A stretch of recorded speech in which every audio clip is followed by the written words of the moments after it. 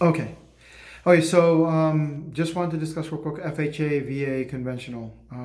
Start off with the VA, which is, if you're a military veteran or you qualify for it, it's 100% financing with no mortgage insurance. You would know qualify, you would get your DD 214 and your certificate of eligibility. For more details on the VA loan itself and how you qualify, you obviously want to speak to a lending professional. For anything I blab about on the lending, there's tons of details that you're going to want to speak to a lender, loan officer about.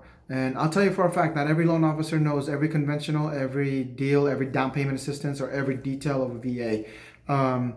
It's like, so you got to be very specific. So if you call me and say, I'm a veteran, I want to know about VA, there are certain lenders I use that have specialized in the VA or former veterans themselves that, specialize in that.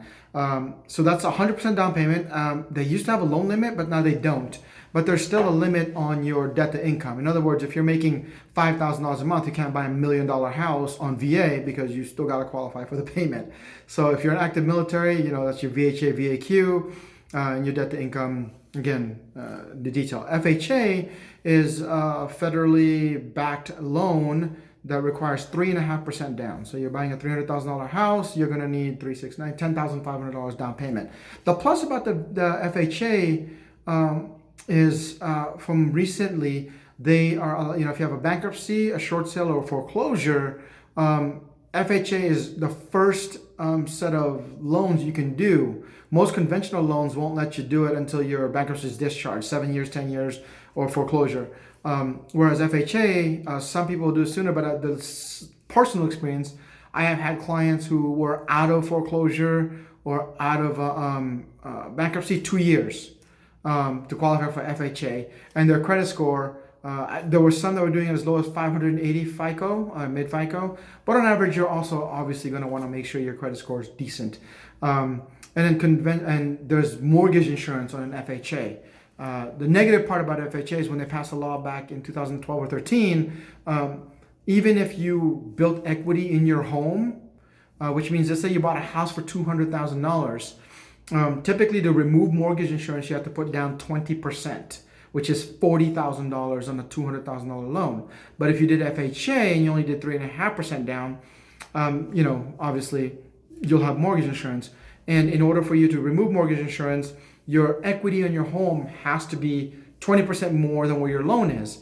Before, you used to be able to call your lender and say, hey, my house is now worth $300,000. I only owe 180 on it. So therefore, can you remove the mortgage insurance? That's not the case in FHA anymore. You have to actually refinance out of that loan. Now, depending on when you bought it, that if you bought in 2008, 9, 10, I believe you could still do that. But after a certain time, either 11, 12, or 13, somewhere around there, again, speak to a mortgage professional, you have to refinance. And so what happened is conventional loans, which typically don't have mortgage insurance, require 20% down before your mortgage insurance is removed. And so now they're doing 10% down payment, which will typically don't have mortgage insurance, but they build the insurance into your rate. So if the rates are currently 4%, you put 10% down to get rid of mortgage insurance, you're paying 4.125%. Again, these varies depending. There's no exaggeration, hundreds of loan programs out there. But for the most part, that's what conventional means.